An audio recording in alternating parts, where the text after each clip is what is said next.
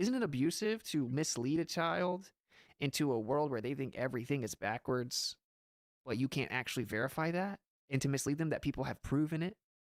Oh, that's child abuse because they just think they're just going to accept a simpler, more intuitive option. No, it's child abuse to lie to them and tell them their whole world is inverted from what they experience, when at the top levels of academia in 2024, it is admitted that the Earth could be stationary with all of the physics, all the kinematics, all the dynamics, everything in the model admits it. But you don't tell the children that. Why? I know why. Because if you told the children that, we all know what they would choose, right? We all know they'd say, it makes way more sense that the sun is moving around us because that's what we experience. And if you were even to open that gate to them, you would never get them back. You would never get them back. You think you're going to come back, double back around in 7th grade and be like, oh, by the way, it's all actually backwards? Of course not.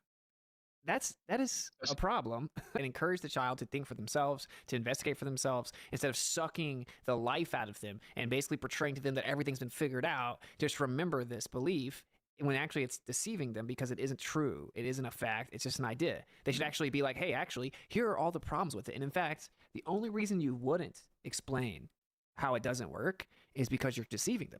Because someone writing the textbooks wants them to believe a certain thing. Because if it was just a free and open society in pursuit of truth, you would encourage the youth, right, to help you discover what's really going on. You'd be like, yo, like that would get them excited about learning. That was the only time I was excited in school, was like, oh, we don't know what that is. Maybe I can be the one that figures out what it is. But they don't tell children that. They don't say, well, we thought the core was this, but found out that doesn't work at all. But then we think it's this right now, but this is actually not working. And so you can figure out what it is. There are many options. It could be something we don't know at all. It could be something completely different than what we think it is. They don't teach them that, right? They teach them propaganda. Not taught that the Earth could be in the center of the universe. You were taught the solar system is a fact. Right? You were taught that gravity's a fact and it holds you onto a ball. You were taught it's a fact the Earth spins and it's a fact the Earth moves around the sun. You were 100% told that that's a fact. You were shown a globe, and then someone in the class said, how do I not fall off of that? Everyone laughed, and they said, oh, silly, Jimmy, gravity. And then they said, what is that? It's circularly what holds you there. And everyone's like, oh, okay. Curious, when is recess? You tell a child, look, option 1 is that we don't feel the Earth moving because it's not moving. Option 2 is you could be moving so slowly that it feels like you're stationary, and it's going to make the other stuff look like it's moving. Or option 2 is just that other stuff is moving. Okay, they're going to be like, okay, I guess it could be possibly the other one. I'm still kind of leaning towards like what I experience, right? When they go into the world and they start thinking about it, they're going to be like, the Earth is not moving. Like I see everything else moving. Sometimes the wind blows, sometimes it's completely still. That's an absurd notion to me, right? If we're going to be honest, a child's going to think that the one that's most logical and intuitive is the truth, right? And someone actually make the argument that that's the reason that you shouldn't tell them the alternative. The second thing, if you want to come up with this idea that the sun's the biggest, you're going to tell them, but that would require that the sun actually be way, way, way bigger than the Earth.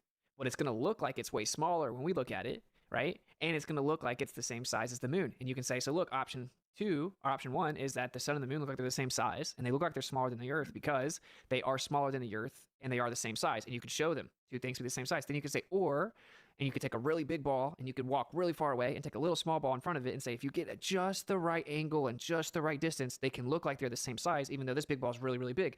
And you're going to keep stacking those things up, right? And the child's going to be like, wait a minute.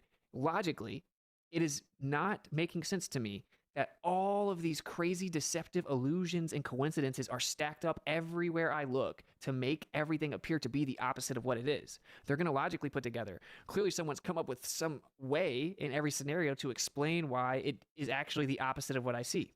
So even a child will be able to understand that repetitive coincidence is not logically admissible